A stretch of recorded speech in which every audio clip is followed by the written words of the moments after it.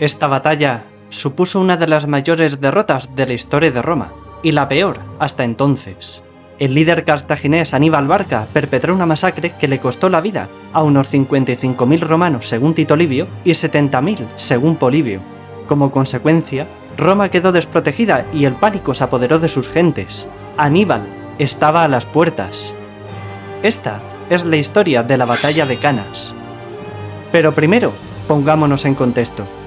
Tras perder Córcega, Cerdeña y Sicilia como consecuencia de la Primera Guerra Púnica en el año 241 a.C., el padre de Aníbal Barca, Amílcar Barca, levantó su propio imperio en Hispania, apoderándose de los territorios del sudeste de la península ibérica, desde Gades hasta Cartago Nova. Sin embargo, Roma también tenía su ojo puesto en la región, por lo que, para evitar un conflicto de intereses, ambas potencias acordaron establecer el río Ebro como límite de las áreas de influencia. Pero un desacuerdo años más tarde sobre esa misma frontera terminó arrastrándolos de nuevo a la guerra. El motivo, Sagunto, ciudad partidaria de Roma, estaba en el área de Cartago. Nos encontramos en el año 219 a.C., y la primera ciudad en perecer ante las fauces de Aníbal es Sagunto, arrasada tras 8 meses de duro asedio. Roma envió un ultimátum a Cartago exigiendo la entrega de Sagunto y la entrega del propio Aníbal, algo que los sufetes rechazaron. Acababa de comenzar la Segunda Guerra Púnica. Entonces, Aníbal marchó hacia el norte en dirección a los Pirineos con un objetivo claro, el Lacio. Aníbal cruzó los Pirineos y luego tuvo que atravesar el territorio galo, que le era igual de hostil que para los romanos. Pero Aníbal, lejos de amedrentarse, vio potenciales aliados y decidió sumarlos como mercenarios a sus filas. Por si esto fuera poco, tras lograr contener la ira de las tribus, Aníbal hizo lo impensable: cruzar los Alpes. Se produjo entonces el primer enfrentamiento entre el ejército cartaginés y el ejército romano, la batalla del río Tesino, donde Aníbal se enfrentó al cónsul Publio Cornelio Escipión. El enfrentamiento se saldó con la derrota romana, y el propio cónsul salvó la vida gracias a la intervención de su hijo, un joven del mismo nombre que sería conocido años más tarde por el sobrenombre de Africanus. Aníbal avanzó hacia el río Trebia y tuvo que enfrentarse de nuevo a los romanos, liderados esta vez por el segundo cónsul, Tiberio Sempronio Longo. La segunda victoria le abrió las puertas de Italia. Solo tuvo un último obstáculo para marchar libremente por el corazón de la República Romana: el ejército del cónsul Cayo Flaminio al año siguiente. Ya sin ninguna oposición por delante, Aníbal avanzó hacia el sur, hacia la Magna Grecia, y recurrió a una estrategia audaz para levantar a las ciudades contra el poder de Roma, prometerles la libertad si le abrían las puertas. Las ciudades que no lo hacían sufrían las consecuencias. Lo único que pudo hacer Roma durante un año fue nombrar a un dictador, Quinto Fabio Máximo, quien debilitó a Aníbal mediante pequeñas escaramuzas. Y funcionó, pero no era suficiente. Por eso, en el año 216 a.C., finalmente, Roma recompuso su ejército y el cónsul Cayo Terencio Varrón creyó que era el momento de enfrentar en campo abierto a Aníbal para expulsarlo definitivamente, aunque enfrentó las reticencias del segundo cónsul, Lucio Emilio Paulo, quien abogaba por las tácticas de Fabio Máximo, pero sus discrepancias no los detuvo, y en la primavera de ese mismo año, un ejército de casi 100.000 hombres, el mayor ejército que había visto la República en toda su historia, marchó hacia Canas para verse las caras con el líder cartaginés. Los cónsules Varrón y Paulo pronto llegaron a la región de Apulia, aunque todavía no irían de frente contra Aníbal.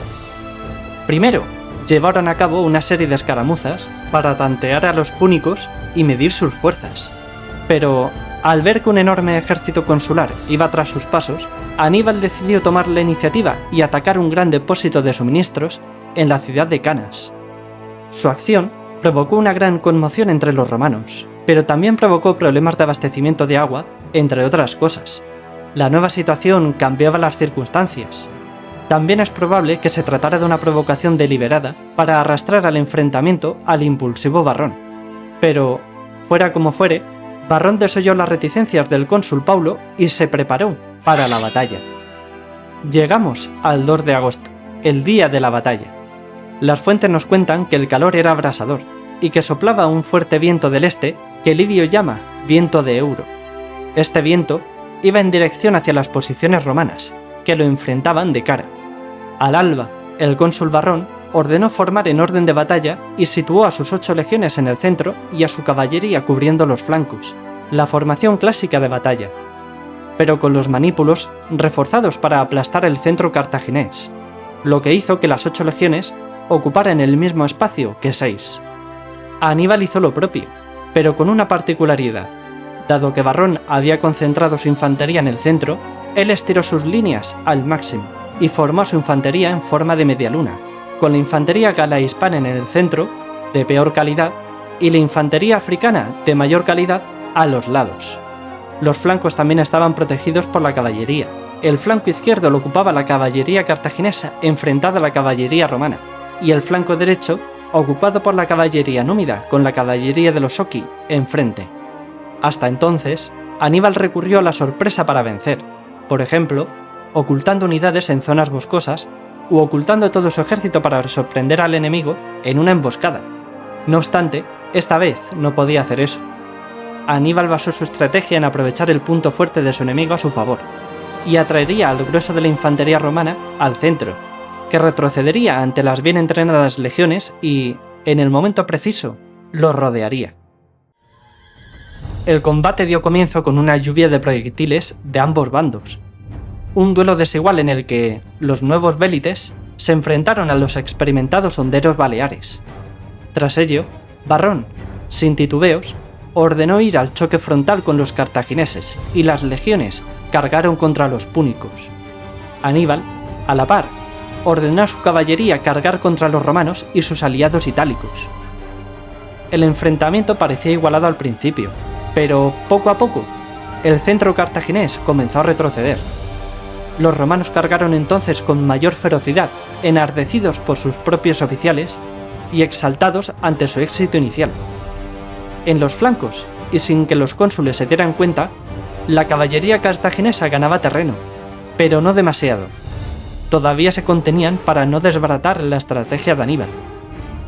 Y para sorpresa de los cartagineses y desgracia de los romanos, el viento se volvió una tormenta que cegó a los romanos. Esto fue motivado por las fuertes rachas de viento que se encontraron desde el inicio, pero pudo agravarse por el movimiento de las formaciones al levantar la tierra en su avance. Esto dificultó que los romanos se percataran del detalle de que, mientras que el centro púnico retrocedía, la infantería africana no, y cada vez estaban más cerca de su retaguardia. Poco a poco, los romanos se sumergieron más y más en las líneas cartaginesas, hasta el punto de tener que desmontar los jinetes que los acompañaban por la falta de espacio. El combate se volvió angosto. Sin embargo, seguían creyendo en su victoria. Pero, una vez que el grueso del ejército romano se había adentrado lo suficiente en las líneas enemigas, la caballería cartaginesa aplastó a la caballería romana y cargó por sorpresa a la caballería itálica liderada por el propio cónsul Varrón. Y en vista de que la línea se había roto y que estaba luchando en 2 frentes, Varrón optó por huir cobardemente, abandonando a todo su ejército, incluyendo al cónsul Paulo, que se hallaba en el centro liderando la cuña romana. Liberados por fin los flancos, Aníbal ordenó cerrar el cerco, y la caballería cartaginesa cargó a la infantería romana por la retaguardia, a la vez que la infantería africana atacaba los flancos de las legiones, rodeando por completo a los romanos. Livio nos cuenta que le ofrecieron un caballo al cónsul para que intentara escapar antes de que fuera demasiado tarde, y que él lo rechazó, alegando que también era responsable del desastre y que su sitio estaba allí. Aproximadamente unos 3.000 romanos lograron escapar del cerco y unos 10.000 se convirtieron en prisioneros, aunque las cifras varían según la fuente. Lo que sí es seguro es que el enorme ejército que debía expulsar a Aníbal de Italia fue aniquilado, y nada se interponía ya entre los cartagineses y la misma Roma. Incluso uno de sus oficiales, Marval, le dijo que era el momento de conquistar la propia urbe, pero Aníbal se opuso, alegando que no contaban con los recursos necesarios para tomar una ciudad tan bien fortificada como lo era Roma, a lo que el oficial le contestó con una frase que se ha vuelto famosa: «Sabes vencer, Aníbal, pero no sabes qué hacer con tus victorias». Al saberse la noticia en Roma, cundió el pánico, puesto que además de perder a todo su ejército, perdieron a 29 de los 48 tribunos militares, 32 senadores, unos 50 altos oficiales y uno de los 2 cónsules. Entonces, se cometieron atrocidades como enterrar vivos a 2 griegos y 2 galos, porque era lo que interpretaron en una consulta a los libros sibilinos. Afortunadamente para ellos, no todos sucumbieron, y algunos se pusieron manos a la obra para darle la vuelta a la guerra. Si te ha gustado, te agradecería que le dieras like y que te suscribieras al canal. Y por haber llegado al final del vídeo, gracias. Nos vemos en el próximo vídeo.